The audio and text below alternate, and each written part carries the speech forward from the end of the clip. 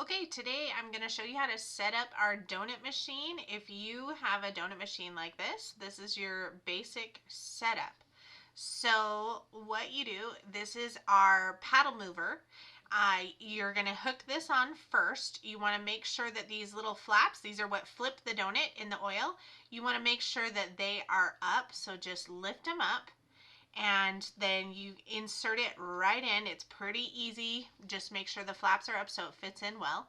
And then next we're going to do our batter dropping bowl holder, and this also turns the paddle, which keeps the oil rotating.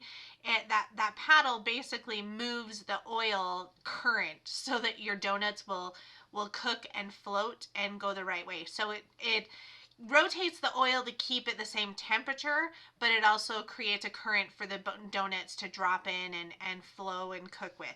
So now you have your this is our batter bowl that holds the bowl of your donut batter, and it just slides on. Pretty simple, pretty self-explanatory on there.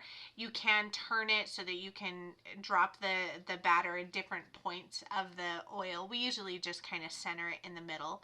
Sometimes have it a little closer to the side he's working on. So your bowl, see the little clamps? It just slides right in, and that's what holds it in place. You do want to make sure it goes all the way back. So see the guide there? You want to make sure the bowl goes all the way back, because your rod that goes down that dispenses the dough, the batter, you want that in the center of the bowl. And so if your bowl isn't in center, you'll have issues there. So you want to make sure the bowl's all the way to the back, and that will make sure that this rod is centered. So this rod, what this does is this moves up and down, and as it moves up, it allows some of the batter to go through, and as it moves down, it closes it off. So that's basically what drops your dough batter into the right amount, so it makes just one donut instead of just dumping it all out. So now to plug in the power for these, it's super simple. 3 prongs goes in the 3 holes. And so it's these 3 plugs. So you've got 3 prongs, 2 prongs, and 4 prongs. Super easy, so that you don't ever put the wrong one in the wrong place. You just, as long as you can see and count, you're good to go. So 2 goes in the 2.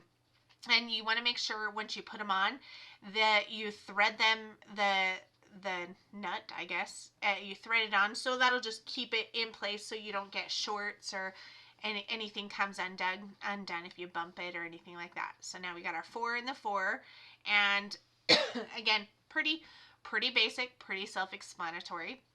Now that has our paddle mover, our batter dropper, and the oil paddle mover. So you've got, I guess the first one would be like the flipper, the donut flipper, the oil paddle, and the donut dropper. I don't know if these actually have technical terms. That's kind of what we refer to them as. And so like this machine, if you got this machine, you were in the same boat we are. It comes with little to no instructions, and what there are probably in Chinese.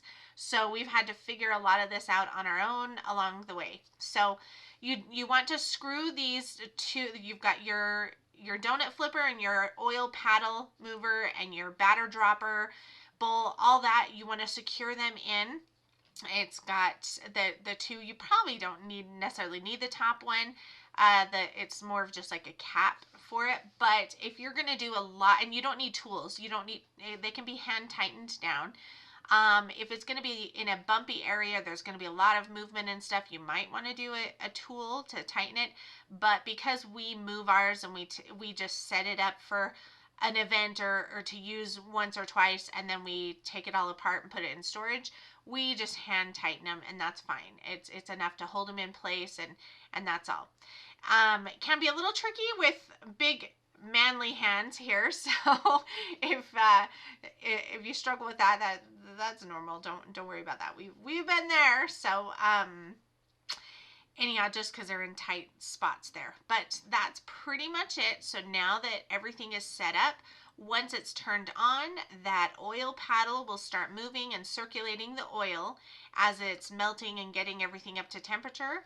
And then the donut flipper will flip the donuts, and then the batter dropper will drop them according to how often you have it set to drop a donut.